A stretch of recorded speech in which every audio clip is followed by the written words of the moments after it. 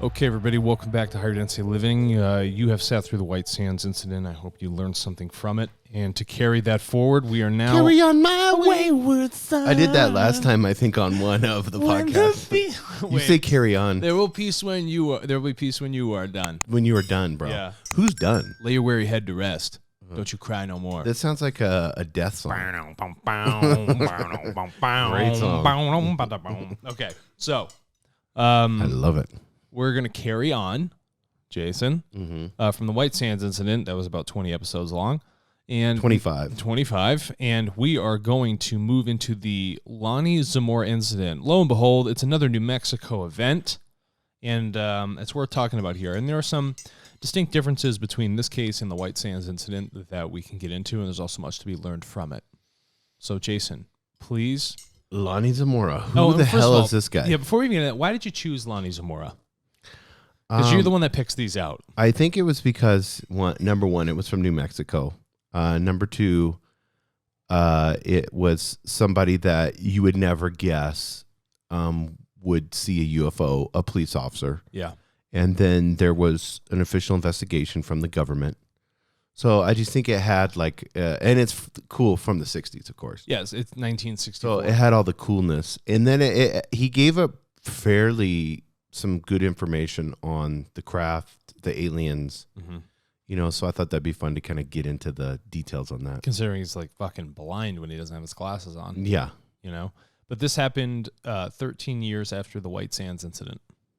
Yeah. So this was in April of 1964. There's always something going on in New Mexico. Yeah, and it was in Socorro. So explain Socorro to people so they know. Oh yeah, you guys will enjoy this. So if you go south, there's a north-south interstate road that cuts the state in half. It's called 25. So if you go about 45 minutes to an hour south, there's a town of Socorro, New Mexico. And this town sits on the edge of a mountain range that is actually quite special. It's where you find the Very Large Array, which is a radio telescope that sits 22 miles across in a perfect, XY coordinate plane. And it sits around this mountain ring here, studying space and taking pictures. But what's so beautiful about it is that these sand whatever mountains, I don't know why their names are escaping me, which are right next to Socorro, actually block off all extra light and electromagnetic frequencies and radio signals. It's almost like a giant ring around this beautifully flat plateau that sits where the Very Large Array is. So Socorro, it's a wonderful area of energy and also encapsulating that energy in this ring of mountains that sits around this. Do you think the government came up with this through satellite photos? Where are these arrays built? What year were they? The Very Large Array, let's find out when that was built. Very large. Did they have satellite photos then? I mean, they could have had. We didn't have 1964. I bet you we just had photos from high up, but they weren't. U2s or something. Yeah, they weren't satellite photos. Very Large Array, Wikipedia. Let's find out when this thing was built. Built in 1973. So that means they were planning it ahead of time. Do you think aliens told somebody to build it there? And then they did it? Said they came up with a great idea? Well, what's interesting about that area is that, and this is what I'll get into here, we had, in the early days, back in the 40s, much radio technology going on here in New Mexico, and a lot of it was called dirty radar technology. Whereas if you flew by it with your planes, it would actually screw your instruments up because there was so much radiation and magnetism pouring out of these dishes. Well, we should do an episode on the large arrays tomorrow. Oh yeah, I would love to.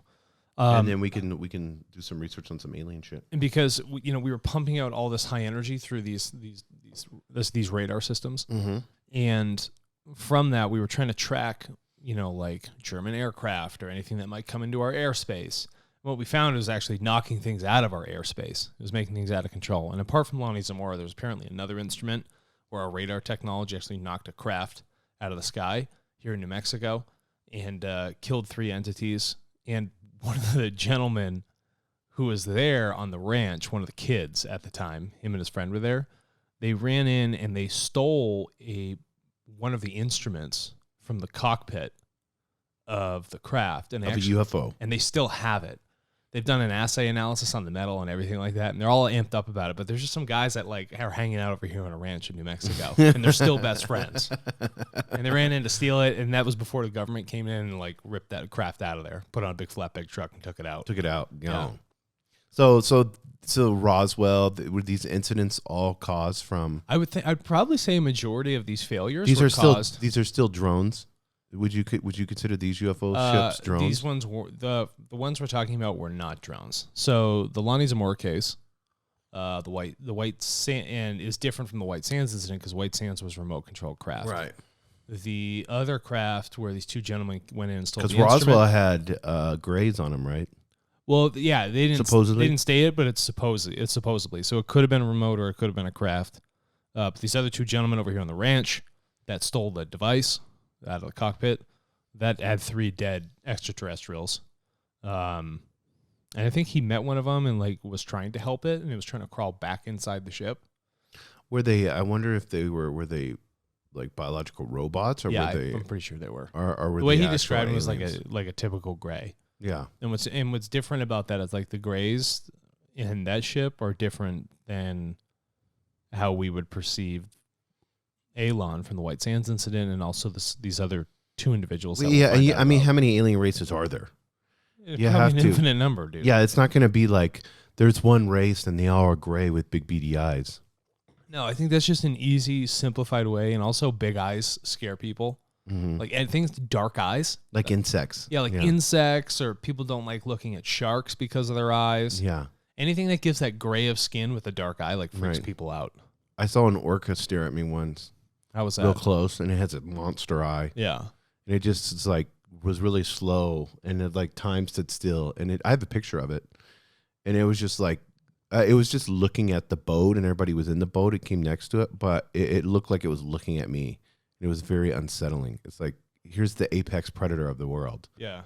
But I just think staring at it you. is recognizing you as a mammal. Yeah, It's not there to eat you. no, they don't eat people, but only in captivity do they. I don't even think they eat people. I think they They just get fuck pissed 'em off up. at them. Yeah. As I they would should. too. I would. I'd be like, "Fuck you!" I'm a I saw that multi-ton one. orca? I don't know if I sent you the one where I the saw guy that. was like SeaWorld? kicking the fucking. Is that the one SeaWorld was Dolphins kicking and it? shit. Oh, yeah, dude. No, they're white whales, I was so beluga whales, yeah, or I whatever. did I'd not be like, that. "Fuck you!" Like, stop kicking the damn whale. They don't. Could you imagine if a whale kicked you with its The fin? whale has nothing. People do that with their dogs and everything else. It's Yeah. just, and we did a whole episode on dogs, but it's just. We should do one on abuse. It's just a reflection of you. You're just taking out.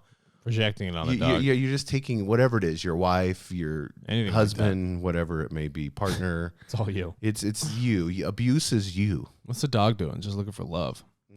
What's those whales doing? They're Just looking for love, bro. that's all they're doing because they're doing exactly what you're telling them to do or trying to figure it out. Yeah. The Some fact days that they're a gonna be giant freaking whale is trying to figure out what you're doing, that's incredible. Why do they have to like they have to perform fucking 20, like 7 days a week? Ugh. All those places need to be shut down. I don't even like zoos. I'll go to them and it's kind of cool. I wouldn't mind zoos and I've said this before, but I wouldn't mind zoos if they were animals that were hurt that couldn't make it in the wild. That's different. And And, then then they they can rehab do- them and send them out. Yeah, and then they rehab them or send them out. Are they, but they don't have funding. The San Diego Zoo does. But the San Diego Zoo, they'll take endangered. Well, maybe that's the only one we only need rehab zoos, and that's it. Yeah. You just shouldn't have rehab. any other zoos. Yeah, exactly. Zoos are not for entertainment; they're for rehabilitation. But there's a whole black market on that shit, But I mean, it's like in New Mexico, dude. It's like every time I go, I don't need to fuck it. The penguins I get, they're birds, whatever. But I don't need to see a polar bear here. No, That's like people having huskies here. dude, why? That shit pisses I me don't off. Or in understand. Scottsdale, I'll Why see do you have people. a double-coated? It's 109 degrees outside, and they got their fucking husky running around. That stuff doesn't make any sense. Why? It's just all image. Washington State, have a polar bear in your zoo if it's hurt or it's not. I get it, but And my question is, would you keep it there if you couldn't put a cage around it? yeah, no. No. Okay, good. Then don't put it there. I love watching the tigers try to eat little kids on the glass. Oh yeah. They'll like They're, all like, of a sudden they gnawing on start it. turning into it's like Yeah. because there is no way I would ever trust any type of cat. No. Dogs. Joe Rogan has a bit about this. It's really funny. He's like, you can take a hamster, buy a hamster, bring it home and look at the dog and be like, okay, George, you're not going to eat this hamster. This hamster is our friend. It's part of our family. And the dog would be like, okay, I can do that. I won't. He may make a couple mistakes and be kind of a little too rough with it. Yeah. But then you scold him and he's going to be like, oh, yeah, he's my friend. I shouldn't do that. A cat, straight up murder. A cat's murder. You cannot tell a cat. You put that hamster down on the ground. Yeah. That motherfucking cat is on it. You're not stopping that cat. You're not. No. You know And the minute you turn your back, yeah, thinking everything's all good. dude, and cats like to play with like the thing while it's dying too. I'm like, stop. Yeah, Don't bring that thing in here. I don't want that rodent in here. They're narcissistic. Could you imagine? Have you ever tried to kill a bird with your bare hands? Oh yeah. Sneak up on it. Yeah. Birds fly away immediately. Yeah, Cats do it all day long. they're good at They're it. phenomenal at Do you it. see how fast mice run? Rice. Rice, baby. The mice fly. Yeah, rice, baby. Mice fly. They're gross too, especially when you get the swarms of them in Australia. But they fucking grab onto them too. They'll get anything. Bobcats, dude. I love watching. They have those bobcats that are like jump from a tree and grab a bird with the claw. Wow. It's like they're so athletic. Yeah, Or cougars I with couldn't do that. with rabbits and shit. Yeah, Those got rabbits those are weird fast. snaking Yeah. spines. Yeah, it's so weird. Yeah, cougar just chomped on two mountain bikers. No way. Did I tell you that? No. Is that here? Oh, dude, no, this is in Washington State, I think, the other day. It was like a couple weeks ago. I'll look it up after this. Yeah, so here's what decided. Here's what went down.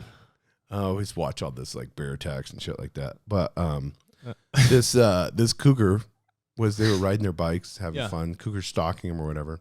They get off their bike to go do something. Cougar says, "Hey, what's up, fellas?" No way. And then comes to them like it must have been hungry or must something. have been real hungry. Attacks one guy. The other guy decides to run. Oh, that's and he's helpful. like, well, I already injured this guy, and this guy's on the ground, just dying. So he's like, oh, you decide to run? Okay, big boy. And then goes after him and kills him. Foolish. Yeah. It killed them both? Yeah. No And way. here's the dude. part that pisses me off. Why is this mentality of you got to go kill it after it kills a person? Yeah, leave it. Why? It didn't do anything wrong. No, they don't. It's not. It's that whole fear. It's fear-based. Like, oh, they got a taste of human blood. They're going to kill more humans. What? I know that they had those lions that did that. That were like collecting human bodies in their little cave or whatever. Because they're probably upset with human beings. As Yeah, they we've should done be. way more damage than. Yeah. But I mean, if I don't, do they feel like it imprints into their mind that this is easy prey and that they can get away with killing humans? No, those guys are easy prey. Yeah. That thing would have a blast fighting me. Yeah, exactly. Slugging it, kicking it, whipping it against stuff. Yeah, It'd be throwdown. I would not run away from that thing. Well, how much does a cougar weigh? I don't know. They couldn't weigh that much, 80 pounds. Yeah, 80, 100 pounds. I would think at the Yeah, most. no problem. A full adult. I mean, the teeth are going to hurt. I'm not going to lie. Same with the claws. I'm going to fight that thing, though. See how much this thing weighs. As long as you can protect your neck. Shit, dude. 117 pounds? 117. It goes from anywhere from 117 to 200, but it's got to be well fed to be 200. That's got to be a big male cougar. I'm still fighting a 200 pounder. I'm still A fighting. 117. Yeah. That's on the low side, right? So Dude, 117. I'd have to wall up that thing in the face. And I love animals, but I'd really have Oh to. no, you have to defend yourself. Yeah, if a sorry. human does that to me, Yeah, no. they can fuck off. Yeah. We're allowed to defend ourselves. You have to. I mean, or in defense of somebody starts doing things against Oh, bro, they average 150 pounds. 150 pounds. Yeah. No That's big deal. That's like fighting a pissed off woman, huh? Yeah, that's But with claws and teeth. No, that's actually the female one. The female's 150? Or Females, do they get bigger females than are the males? around 150. They're bigger than the males. What a blast. The one I wouldn't want to the one I think I would be afraid of to get bit by more than anything is a hyena. No thanks. Because their jaw power, I guess, Yeah, is one of the strongest in the world. I don't need that. Them up They there with just the could hippos. run. They could run. Yeah, hippos. I watched a couple Yeah, those things just pop hippo watermelons. attacks. I'm gonna stay away from the hippos. Well, I think their hippos are like on the top list for animals that kill people. Dude, they're I think mosquitoes and insects are number one. it's because everybody gets Snakes are number everybody gets two. close What are to the top 10 animals hippos. that kill people? God, they're so scary. They're just weird looking. Dude, they're freaking monster teeth and stuff in them. Yeah, they'll crunch you. Completely. And look at this, San Diego Zoo, completely submerged hippo. Yeah, I know they do a lot of medical work and help try to save like endangered species. I'm all for that. Yeah, do it. Let's take 10 endangered species and put them in zoos and try to get them to reproduce. I'm all down with that stuff, but let's do it. But I mean, saving it, grab their DNA, like grab their DNA and we can reproduce them maybe later or something. This is interesting. So then, what was the going back to Lonnie Zamora? What? Yeah, we got to get. Why would a craft show up? What's their intention? 1964. Are we a zoo? Are we a big zoo? We could be a big zoo. Are we a human zoo? Yeah, we could be we also could be. I was listening to one of the co-founders of Ethereum. Yeah. Last night, and he was talking about if it's a simulation, then the simulation, the person, like especially in games theory and all that stuff, that you never know. Like the character in Fortnite doesn't know it. It's not conscious to that it's in a game. No. And no matter how because they were talking about that, like games could eventually have AIs in them that are pretty much almost like a person. Right. So in the future, and then people are willing to create these worlds and these environments and spend so much time on it. They were just saying that the other day. There's like billions of hours that's been put on Fortnite or something like that now. Really, on Fortnite? Yeah. So I think people will replace their reality with this. This won't be reality. I anymore. think It'll be Ready online. Player One is so. There's a Ready Player 2 coming out. No way. We wrote the book Ready Player 2. I loved Ready Player 1. I would be more than happy to watch Ready Player 2. Yeah, and so Ready Player 2 is kind of a continuation, but I think there's just so much prophecy, if you want to use that word, a foretelling of what the world is going to be. But he was talking about that, like you wouldn't know, and I think aliens would be the same way. If they created this world or were part of the creation, we know they came down here and bred. Mm-hmm. We've read stories of that. That's right. All Scripture has that. Yep. Even the Bible has it, and I know what's the Indian scripture? The Bhagavad Gita. Bhagavad Gita. Yeah, it has it that there was. So we have this creating these giants and everything else. So and I don't know how many. I wonder how many alien species bred came down here and were just breeding away. Mm-hmm. Just trying to create different races. lines. Even the White Sands Incident, we have a situation where they came down here and established. Yeah, and when maybe Earth was a free for all for a period of time. That's what was actually stated by Ra and the player, and that's why there's a quarantine around the Earth. 'Cause too many people were tooling with it. Could you imagine? Just everyone flying in, just doing whatever sort of engineering they wanted to do. Yeah, if it's near them, we're near them, then why wouldn't they? If they've already evolved to the point of where they're at, then why wouldn't they? Yeah. What was it? Is Ridley Scott the guy who did Blade Runner? Mm-hmm. I watched the 2049. I actually didn't mind it at all. But he also made the film Prometheus. Mm-hmm. And there was a scene, if you get the Blu-ray extended edition, they had cut a scene out of it, and they didn't even give you the full script. But essentially the guy, this doctor, engineers this cyborg man, David or whatever his name is, mm-hmm. and they're in search of these creator beings. And they knew that these creator beings in our history, who made this earth, made human beings, that they have very long life. But the doctor's like dying. He's old. And he's got David here as this guy who doesn't age. He's this, genetically engineered thing. So they wake up this creator, extraterrestrial, who is sleeping. And he's like begging this guy for the key to, immortality in the physical existence. And it starts to actually upset this creational being, what they call the engineer. And the engineer's like, we've designed your race, and the reason we put disease in it is because you won't learn lessons. Mm. It's really interesting. Like, we put you here on this planet, and it reminded me almost like of a zoo. It's almost like you're in a spiritual rehab. Like, figure it out. Here's your learning. And then the creator being, the engineer, they call it, it's like getting upset. It's like, why you stop asking me for this? your lack of intelligence, just because you created this other thing, does not mean you're deserving You're not of this ready life. for that type. No, not at all. It's like taking an 8-year-old, and giving them, the keys to the nuclear. You wouldn't do it. Yeah, It's like people ask, like, why can't we have like anti-grav technology? Imagine if we gave everybody a Cessna plane right now. Yeah. Do you know what irresponsible everyone would be with an airplane? They'd be flying wherever the hell they wanted. We don't have right now the spiritual, moral, and ethical capacity to deal with technology of that level. Even basic technology from the 60s, a Cessna, to fly around in, just to bomb around it. People would be landing them everywhere. Mm-hmm. You couldn't keep tabs on what state they were living in, because we're not here working as a collective. And it'd be used in a lot of perverse ways. Well, I mean, autonomous driving vehicles, the only way you create order is a computer can do it way better than we can as humans. Yeah. As far as driving. As far as the driving. Traffic is supposed to like go way down and. Well, it's all statistics, right? And if everything's being equidistant, keeping its own pace, doing this, traveling faster, it's going to be better. But if you hand someone the keys to a UFO and they're like, have fun, and they just zip off, like, where'd that guy just go? What's he doing? How do I know he's not going to take the temporal drive, slip out of time, go back and try and kill Hitler and then create some problems? Not that it'd be possible, but like all those other things that would be occurring. You know what I mean? And it's been said that there have been some issues with extraterrestrials that were, rather younger species that learned how to do, what do you call it? Beyond light speed travel. Mm-hmm.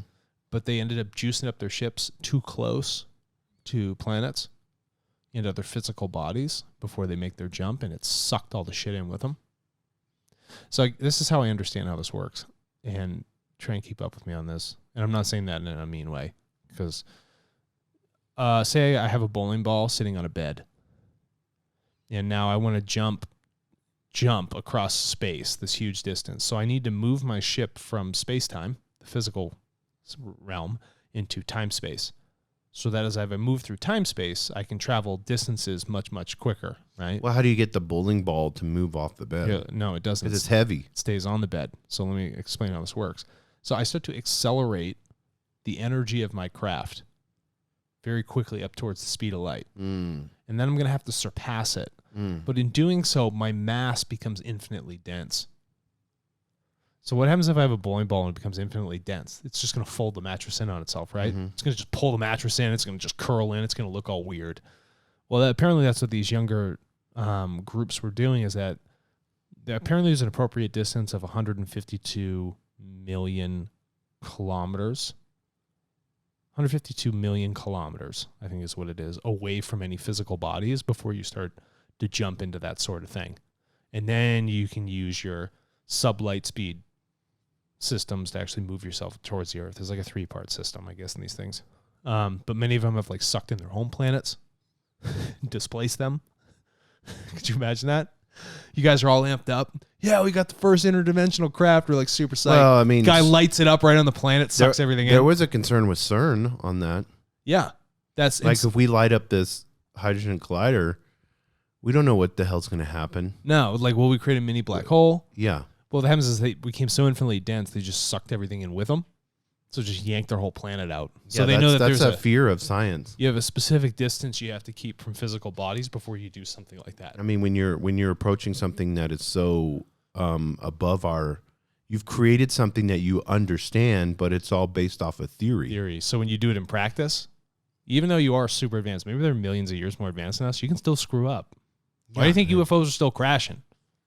Yeah, there's a reason for that. There's a good reason for that. I mean, yeah. So, how many minutes are we at? 25. We're at 20. Okay, we'll do part 2, Lonnie Zamora. Well, hold on. Give a little intro, and then we'll tell them what's coming up next. 1964, police officer here in New Mexico, Lonnie Zamora, Socorro. Zamora, sorry. In In Socorro. Yeah. Experienced one of the closest encounters, straight up. Saw two beings come out of a UFO. They landed. Yeah. And I don't remember if they had a conversation with them or not. I don't know. We'll have to look on the next one. We'll get into that. And when we come back, we'll talk about some of the really defining differences between this case and the White Sands incident.